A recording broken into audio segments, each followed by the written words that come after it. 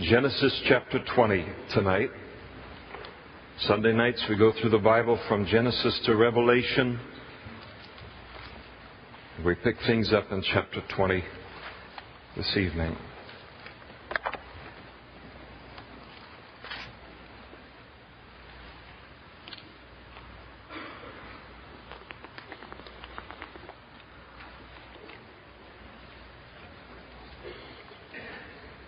And Abraham journeyed from there to the south and dwelt between Kadesh and Shur and stayed in Gerar. This chapter 20 is a record of Abraham's failure, one of the failures in his life.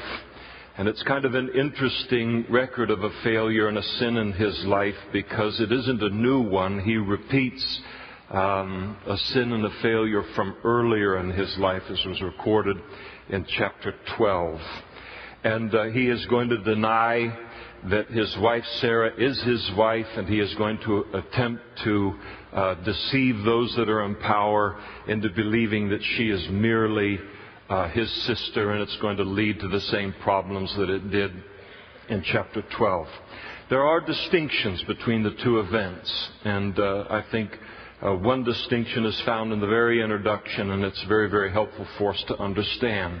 In chapter 12, there was at least a famine in the land that drove him down into Egypt. There was some physical circumstance where you can look and say, yes, he ought to have believed in God, he ought to have had faith in God, he should have stayed in Canaan, but at least you can understand the events that kind of drove his thinking and all.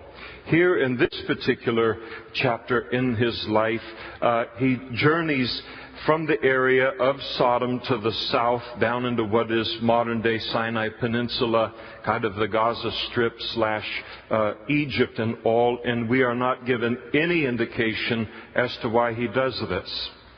There's no indication that he's driven by necessity here. This is just something that he decides to do. But he knows ahead of time that it's going to run into trouble. He knows he has a very beautiful wife. He knows that his wife, even at 90 years old, is very attractive to powerful men and all. And we're going to see a little bit later in the chapter that he's already made arrangements with her that, listen, when somebody comes on to you in this way, I'm going to tell them that you're my sister. You need to tell them that you're my sister and not my wife. And they've got the whole thing worked out ahead of time. He sees the trouble coming, and yet he walks straight into it. One of my favorite proverbs in the book of Proverbs is, the prudent man sees trouble afar off, and he hides himself from it. And Abraham doesn't do that. He sees trouble afar off. He sees it coming, but instead avoiding it, he walks straight into the middle of it. And I think that it's very important for us that we do not deliberately lead ourselves into temptation. There is enough temptation in the world that will find us. All right, I'm glad to hear the murmur, and I'm not alone in this. So, it comes on all course. We don't have to go search it out and put ourselves in these kind of places that add to the heat that is already upon us. Part of the daily prayer that Jesus taught us as his disciples to pray, one line in it is, do not lead us into temptation, but deliver us from evil. And that is a prayer where we begin the day, and what it does, one of the things that it does in our life is to ask for divine protection related to temptation, but it prepares me for the day, and there's that recognition that temptation is going to come my way today. And so it is a prayer essentially that asks God, Lord, do not let the opportunity to sin and the temptation to sin coincide. Don't want that to happen today, Lord. And so we look to you for that protection related to all of that. So we pray that prayer to the Lord on a daily basis as a model for our prayer. But we also have to cooperate with Him. We have to be serious about the prayer that we lift up to the Lord by putting a healthy distance between ourselves and the opportunity to sin. And we play that part in this by deliberately choosing to steer clear of sin. If a person is tempted by alcohol or tempted by drunkenness, don't go into a bar for a Coke. If you're tempted with ungodly debt and spending, don't own 20 credit cards. No need to even own one, if that's a life-dominating kind of sin. If a person is tempted by the internet pornography, we don't need to be on the internet. There's no need for it to even be in the home. We shouldn't make it easy to sin by either drawing close to it or bringing it close to ourselves. And that's a huge mistake that Abraham makes here in this situation. Now, Abraham said, verse 2, of Sarah his wife, as they go into this area of the Philistines, he said of his wife, obviously he's asked by Abimelech here, the king of Gerar, who's this woman that is with you? And he says, she's my sister. I bet she was thrilled again, with that. And so Abimelech, he believes, all right, it's a sister, she's fair game. And so the king of Gerar, he sent and he took her and brought Sarah into his harem. So this is the second time that Abraham does this thing, and he is falling prey to the same weakness in his life. The Bible teaches that the fear of man is a snare. It's a snare. And he's starting to operate out of fear here. And out of that fear, he lies. Now, God has given Abraham great promises concerning him, great promises concerning Sarah's life. A great nation is going to come out of the two of them, which means that God cannot allow either of them to die until He has done that. So God's not going to allow either of them to be killed by the inhabitants of Gerar. So He starts to operate out of fear, and He operates out of fear just as we do when we fail to give due consideration to the promises of God. Because the fear can't stand in the face of what God had said to Abraham here about what He was going to do through his life. Now, the consequences of this thing that Abraham does here in this deception is just the same as it was in chapter 12 and just as terrible. Regarding Sarah, he puts his wife in the terrible danger of becoming a sexual partner with another man. And then in terms of his Christian witness, is going to be damaged before the unbelieving world. He's going to end up rebuked by this pagan king. And then perhaps worst of all, if you can give degrees to all of these things, he jeopardizes once again God's plan concerning the Messiah coming through Sarah. God intends to bring this Messiah into the world through Abraham and Sarah, and Abraham has just sold that vehicle into a harem. You know what that tells me? That tells me that God has gone through more trouble to provide you and I with a Savior today than we can even begin to know. And this is part of the trouble that He has faced in protecting her, that we might be a saved people here tonight. Now you would think that Abraham would be way beyond this. He's the father of faith.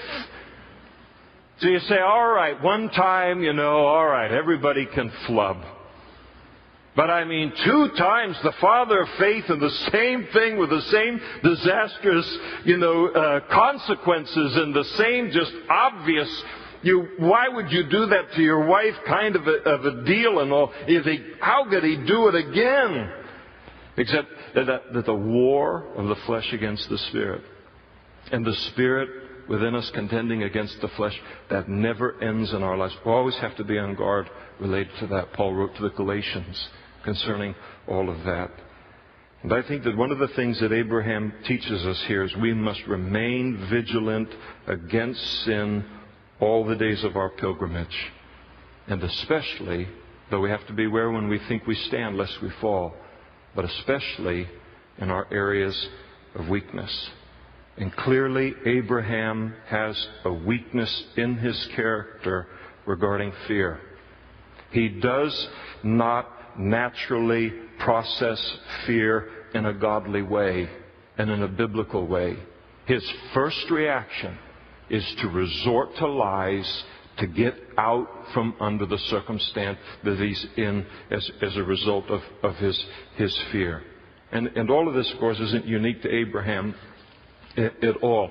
Every single one of us, though the devil could try and take any of us out in a lot of different ways. But most of us know that one or two or three things that we have to be especially careful of in our lives, and to be especially biblical in our reactions to in our lives, because those are the things that are most likely going to take us out in terms of God's plan for our lives and our Christian witness. So it seems incredible that here this man of faith would do this, but I love what F.B. Meyer says concerning Abraham here, and it's just beautiful. He said, "The best of men are men at best." That's why we keep our eyes on the Lord, don't we, in these things. And so tonight it's good for us, if we're looking at some situation and our first reaction to it is fear rather than the promise of God, look and say, "Whoa, Lord, I see it from Abraham's life. Pull back now and make decisions on the basis of the Word of God." Now the result here, of course, as I've said, is he brings Sarah now into his harem. But the Lord is looking out for Sarah. This is wonderful, isn't it, wives? God came to Abimelech in a dream at night. So God's going to communicate to him in a dream at night. And notice what he says. "And he said to him, 'Indeed, you are a dead man.'" I'm talking to a dead man. It's like to have God speak to you. Now, isn't it weird that God gives a supernatural dream to a pagan? A dream. Why would he use the dream? Well, he would probably love to send a prophet, but he's only got one prophet, and the one prophet he has is the problem, the situation. So God has to ramp up and go where he's got to go. And he's got these resources, you know. So he comes in this dream to Abimelech and said, "Hello, dead man. Because of the woman who you have taken into your harem, for she is a man's wife." That woman, Sarah, that you took in, that's no sister, buddy. That's Abraham's wife. But Abimelech had not come near her, had not been intimate with her, not only not intimate with her, but hadn't even come near her. And he said, "Lord, will you slay a righteous nation also? Did he not say to me, 'She is my sister'? And she, even she herself said, 'He is my brother. In the integrity of my heart and innocence of my hand, I have done this. My conscience is clear, Lord,' here, God. 'I may be a pagan, but I'm an honest pagan in all of this.'" And really he is.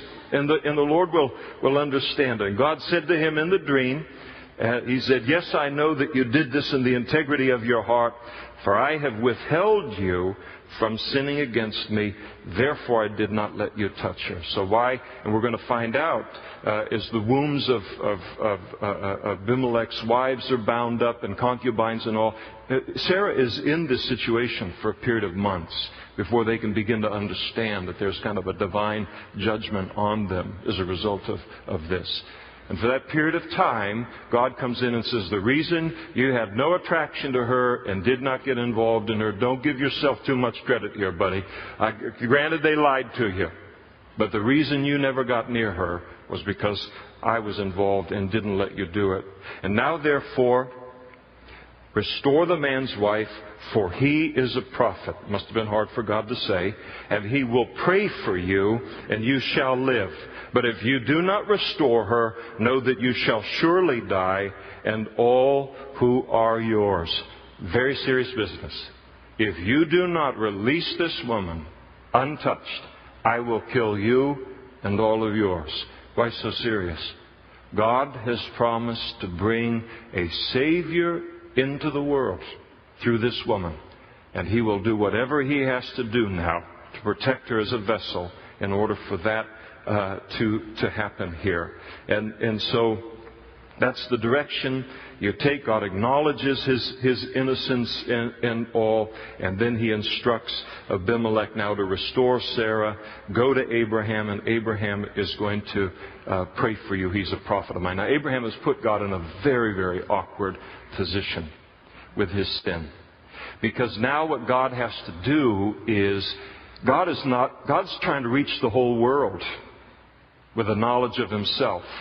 And the one kind of vessel that he has at the moment to use has just marred his witness. So somehow God has to communicate to Abimelech, listen, you may not respect the vessel. You may not respect what it is that he's done. But he is a worshiper of the true and the living God. And you're going to have to differentiate between those two things in your mind. You cannot reject me and who I am as the God of the Bible, the creator of the heavens and the earth, these kinds of things, simply because of the poor witness of my vessels. So He's forced to try and get some differentiation in the thinking here of Abimelech, and so yet you got to go. He's a prophet, not much of a prophet at the moment, but I'm going to make him pray for you so that you realize that though he is created some problem here, there's nothing wrong with his God. His God is the superior God, the only true God, really, and the whole world. And so this is how God tries to work the thing out. Now notice Abimelech's obedience. This is called rise early in the morning obedience. So Abimelech rose early in the morning. Have you ever had something where God so convicted you? Maybe didn't say, hi, how's the dead man? But I mean, there's something where he just brings such conviction that you know you need to make this thing right away. But it's 2 a.m. Or it's 10 o'clock at night and you can't call them right now, or you can't go over there. Everybody's asleep or whatever. And you're waiting all night for, the time when it's appropriate to go and take care of this thing. And that's kind of the place that he's in.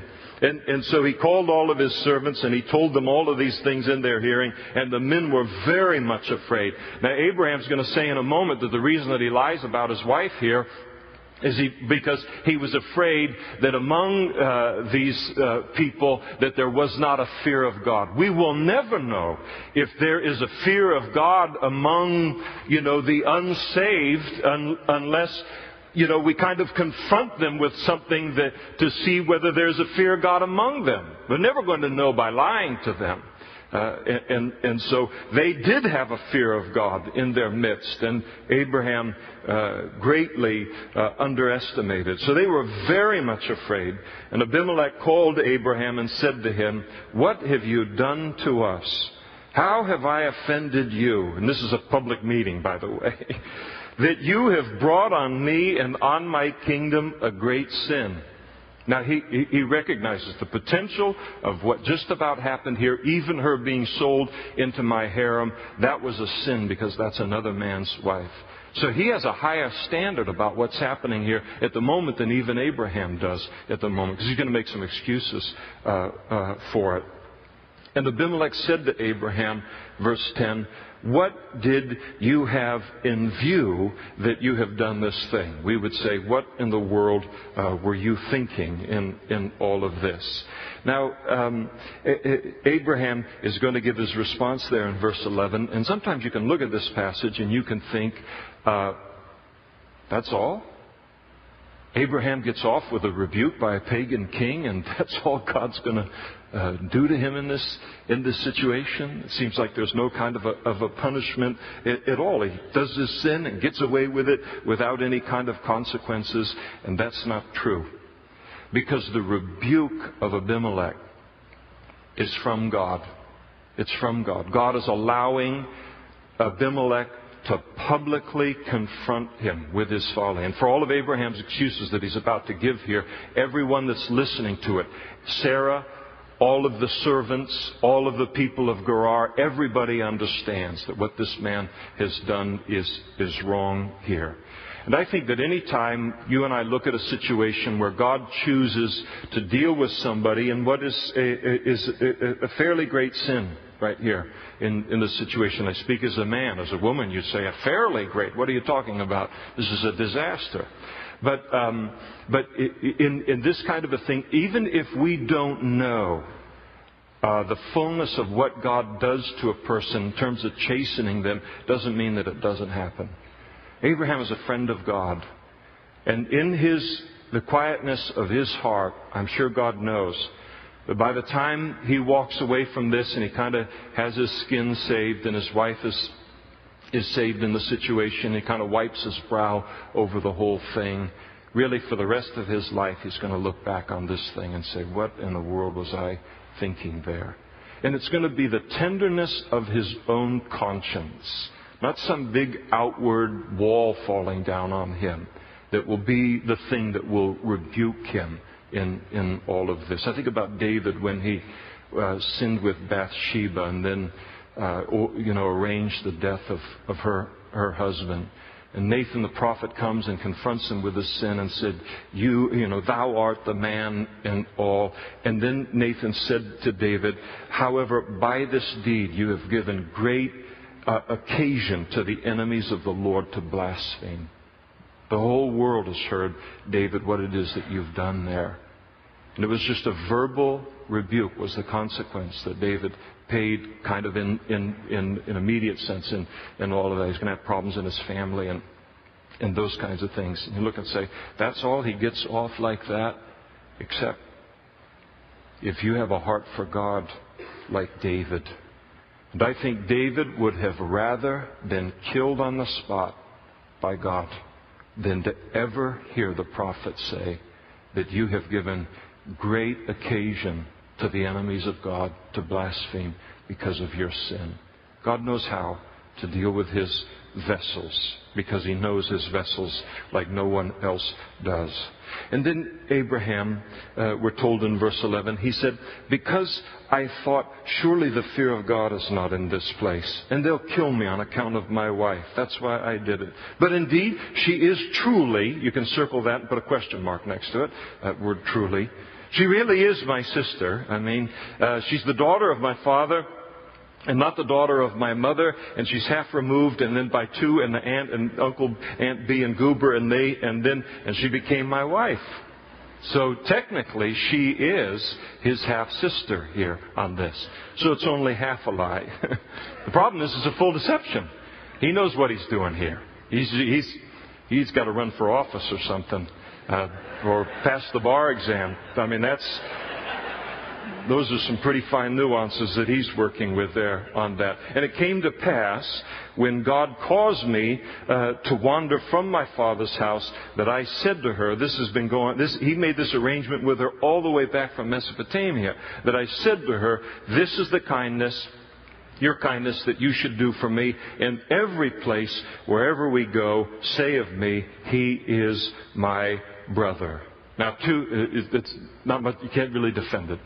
But to his credit, before Abimelech, before all of Abimelech's servants, before all of Abraham and Sarah's servants, because they're all listening to this thing too, he takes full responsibility for it. He said, the reason that this has happened is something that I have come up with. I cooked this up. This has nothing to do with Sarah here. This is something that I put upon her. And then Abimelech took sheep and oxen and male and female servants, and he gave them to Abraham, and he restored Sarah, his wife, to him. And Abimelech said, see, my land is before you, and dwell where it is that pleases you. And so he makes restitution at great expense to himself, because he recognizes to have taken your wife into my harem under any circumstances is something that is wrong, and I want to make it right. Then he speaks to Sarah, and again, a public kind of setting that's going on, and he said to her, behold, I have given your brother. Puts the knife in and twists it. Not your husband. You said brother. I've given your brother 1,000 pieces of silver. Indeed, this vindicates you before all who are with you and before everyone. And thus she was rebuked. And so he declares to Sarah, I've given 1,000 pieces of silver to Abraham. It's a vindication of you and of your character, and essentially this public expression of sorrow for what it is that he had put her through. Yes, he'd been lied to, but he realizes this was a wrong thing to do. And so all of the servants of Abraham and Sarah are watching all of this, and he takes and he wants to restore. They have to have lost some respect for them. And so he's very graciously allowing them for their respect before their servants and all to be restored on some level, and yet at the same time rebuke them for their sin. And so Abraham prayed to God, and God healed Abimelech, his wife, and his female servants, and then they bore children, for the Lord had closed up all the wombs of the house of Abimelech because of Sarah, Abraham's wife. And the Lord visited Sarah, as he had said. Remember, God said, about this time next year, you're going to have a little boy. Even gave him the name. And the Lord did for Sarah as he had spoken. Now, God had given a promise to Abraham that he's going to have a son through Sarah that's going to bless the whole world. How long ago did he give that promise to Abraham? 25 years ago. Wow. How'd you like to wait 25 years for a promise to be fulfilled? I like them like in 48 hours. Let's keep this moving, Lord. I don't have much time, you know. But you may be sitting on a promise tonight that God has given you, and years have gone by. It's completely biblical. Because God is going to keep all of His promises, but He knows what the right timing of it is. And so there's a timing issue that the Lord is involved here in all of this. But that promise is going to come true. See, all His promises are yea and amen. And so for Sarah conceived, here that was a miracle with her and Abraham. And then she bore Abraham a son in his old age. So he's old, she's not. That's the way it should be. Don't complain. At the set time of which God had spoken to him. And Abraham called the name of his son who was born to him, who Sarah bore to him, Isaac, which means laughter. And God said, when he comes, I want you to name him Isaac. And Abraham circumcised his son Isaac when he was 8 days old, as the Lord had commanded him. Now Abraham was 100 years old when his son Isaac was born to him. Wow. That beats Larry King. When it's a son of promise, that's great. I don't want a child at 100 years old, but then I'm not going to live to 160. And so Sarah said at the birth of this child, God has made me laugh, which is what Isaac's name means. It means laughter, and all who hear will laugh with me. And so she's celebrating the fulfillment of God's promise to her. This is a great celebration. And she said, who would have said to Abraham that Sarah would nurse children? She's nursing at 90, for I have borne him a son in his old age. I love it. My mother taught me. Never ask a woman her age. I mean, she didn't drive much home, but she drove that home to us as kids. And so the child grew, Isaac did, and was weaned. And Abraham made a great feast on the same day that Isaac was weaned. And so they would typically nurse a child in those days to the age of 2 or 3, considerably longer than most people do today. And then at the end of the weaning, there would be this great celebration and feast that would be thrown to celebrate the occasion. And so Abraham and Sarah, as an expression of their joy, they throw a great feast now for Isaac. And Sarah saw the son of Hagar, the Egyptian, whom she had borne to Abraham, scoffing. So she sees Ishmael, the son of Hagar, through Abraham, watching this big celebration and feast, the big to-do being made now over Isaac and all. And when he sees this, Ishmael responds to it by scoffing. He responds by mocking the whole situation, and it ruins it now for Sarah. I mean, she's just thrilled. This is a great feast. Everyone's having a great time. And now this teenage boy, work of the flesh, he spoils it by his mocking here, because all of the attention has turned to Isaac. It is very, very interesting how protective the Lord is of His people related to mocking, and the mocking of their joy in the Lord and the things of the Lord. It really does damage to people. I think it does a lot of damage, I think especially to younger people. I remember in the early years of the church, there was, sometimes you can have that situation where you've got a really good, pretty good group of kids, and everything, but you got 3 or 4 that are the dominant influence. And they're not really there to worship the Lord and to bless the Lord and all. And they kind of dig in, and they're kind of hard in the whole thing, and they mock everybody else and what they're doing. And they begin, just a small group can set a tone for the whole meeting, and then pretty soon nobody else is worshiping the Lord either.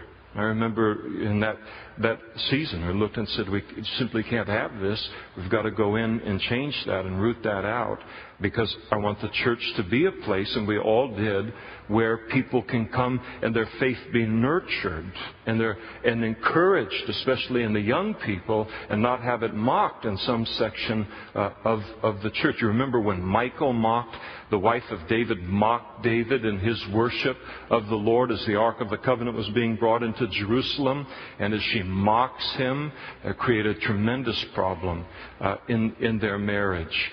When Jesus took in Matthew's Gospel, and he was going to raise the little girl, Tabitha, from the dead and all. There was a crowd when he came up to the doorway of the room and all. He said, she's not dead yet. They were professional mourners. They knew she was dead and all. And they began to mock him to scorn. And the Bible said he put out the scorners before he would go in and do his work.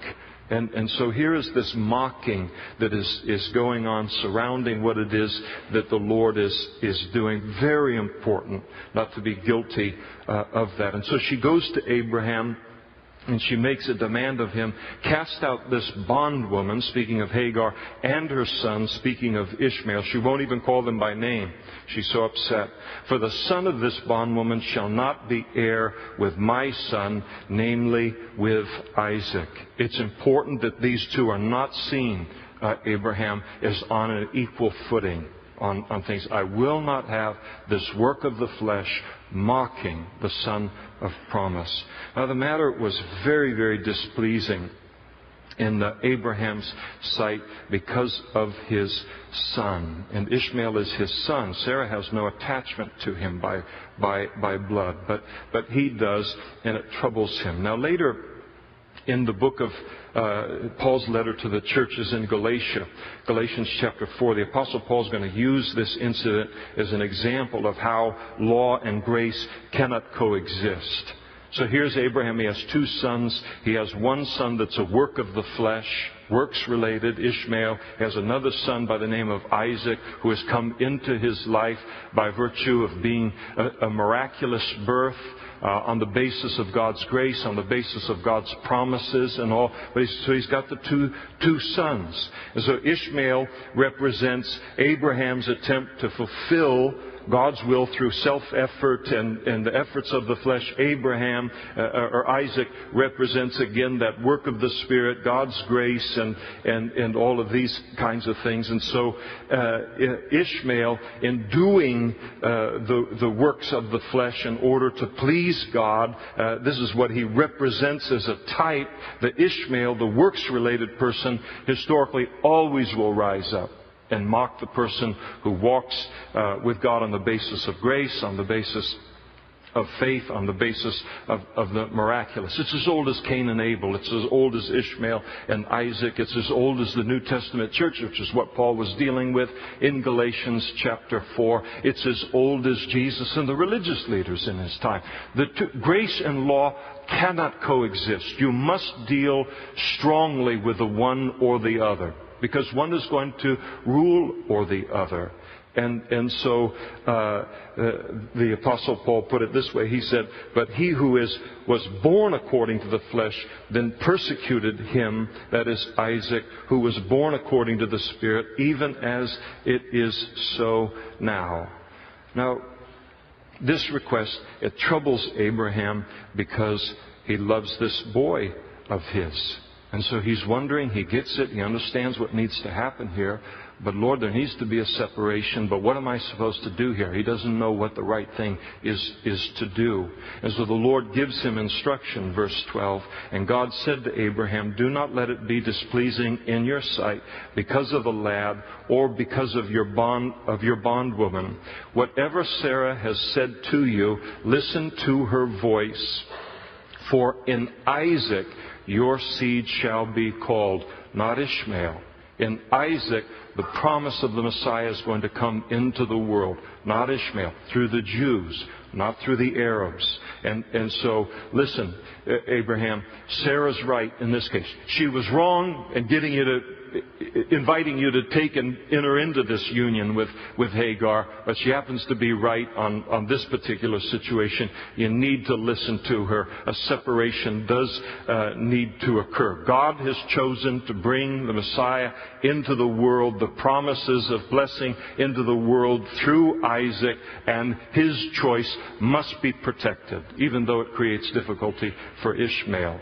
But it's not altogether bad for Ishmael. He said, yet I will also make a nation of the son of the bondwoman because he is your seed. And some of you may or may not realize it, but the Jews and the Arabs, they are blood related through Abraham. They're both descendants of Abraham. And so Abraham rose early in the morning and he took bread and a skin of water, some refreshment, putting it on the shoulder of Hagar, gave it to her and the boy to Hagar and sent her away. And then she departed and she wandered in the wilderness of Beersheba, which is the Sinai Peninsula. It's toward Egypt, which is where she came from. Very, very arid, very dry. And the water in the skin was used up, and she placed the boy under one of the shrubs. And then she went and sat down across from him at a distance of about a bow shot. Now, as a kid, one of the things that I did late elementary school is I did a little bit of archery. You could shoot an arrow a long way, but not so far that you wouldn't be able to see. And not the bows we were using. And so she gives some distance between them. She doesn't want the heat. They've run out of water. They've run out of food. The boy looks like he's dying and all. She's forgotten the promise that God had given her back in, I think, chapter 16, that God was going to make a great nation of him. And so she looks and says, I don't want to, witness the death of my son. And so she goes a distance, and she said, let me not see the death of the boy. And so she sat opposite him and lifted her voice and wept. And God heard the voice of the lad, not so much of the mother. And the angel of the Lord called to Hagar out of heaven and said to her, what ails you, Hagar? Fear not, for God has heard the voice of the lad where he is. There's some life in this boy. He is not the promised son. God is not going to bring the Messiah into the world through him, but he's got a spiritual bent to him. And he's crying out and in his circumstance and all, and God has heard his voice. Arise, lift up the lad, and hold him with your hand, for I will make him a great nation. Again, the Arab peoples today.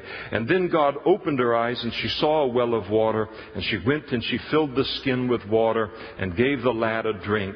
And so God was with the lad, and he grew and dwelt in the wilderness, and he became an archer. So learned how to eke out a living and actually prosper in that very, very arid kind of Bedouin terrain, desert terrain. Became an archer. In other words, he became a hunter, and he dwelt in the wilderness of Paran. And his mother took a wife for him from the land of Egypt, again her homeland. And it came to pass at that time that Abimelech and Phicol, the commander of his army, spoke to Abraham, saying, God is with you in all that you do.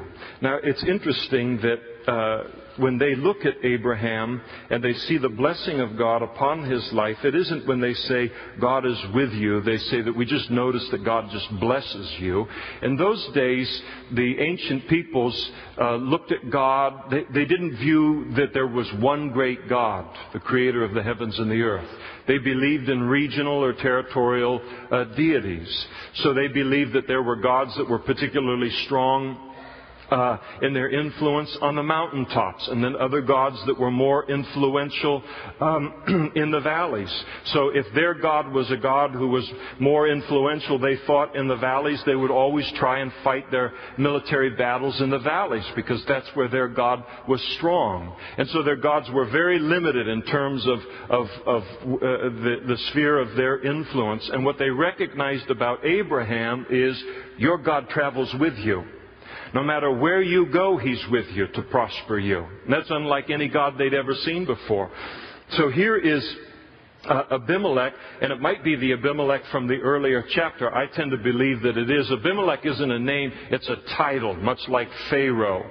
It's for a ruler of a particular area. But I think it's the former Abimelech that had rebuked Abraham earlier, and they said, listen, God is with you in all that you do. Now therefore swear to me by God that you will not deal falsely with me, with my offspring or with my posterity, but that according to the kindness that I have done to you, you will do to me and to the land in which you dwell. Here's a very, very wise man. He is, at this point in time, more powerful than Abraham. He is more prosperous than Abraham. He is militarily stronger than Abraham. But he sees the handwriting on the wall. He looks at Abraham and says, the future's with that guy because of his God. And while I still have a place to negotiate not only for myself, but to negotiate for my descendants, I want to make sure before I leave this earth that both me and my descendants are on the right side of that man and his descendants. I want to make a covenant with him. And all of the nations of the world would be very wise to see the favor of God with the Jews and with Israel. Doesn't mean you don't rebuke them when they're wrong. Doesn't mean they're always right. There's a blessing about their life and the importance of being on the right side of them and the blessing that's associated with them. I will bless those who bless you, the Lord said concerning them. So this man wants to make this covenant now with Abraham. And Abraham said, I will swear, count me in. And then Abraham rebuked Abimelech. Oh boy, see, it was a good thing he wasn't too hard to begin with. Time has a way of turning some things around, doesn't it?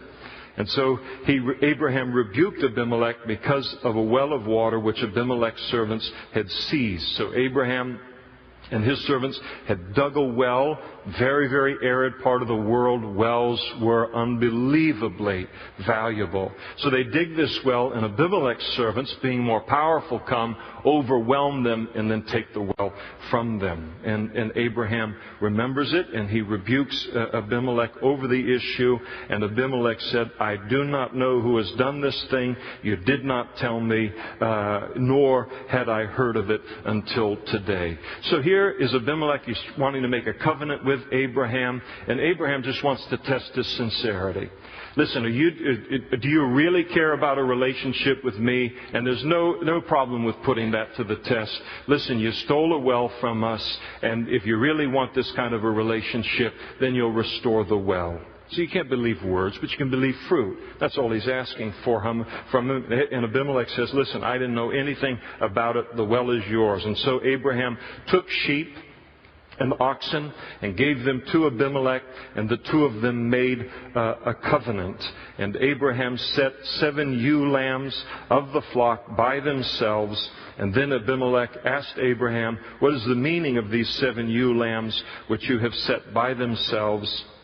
And he said, you will take these 7 ewe lambs from my hand, that they may be my witness that I have dug this well. And therefore he called that place Beersheba, because the two of them swore an oath there.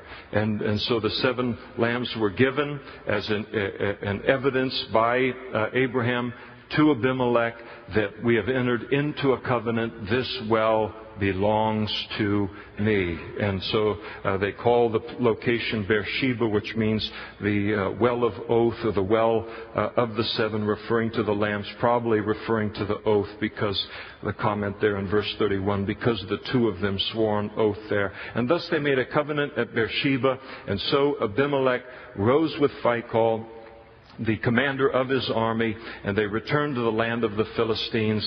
And then Abraham planted a tamarisk tree in Beersheba, and there called on the name of the Lord, the everlasting God. So he marks the spot with this tree, and Abraham stayed in the land of the Philistines many days.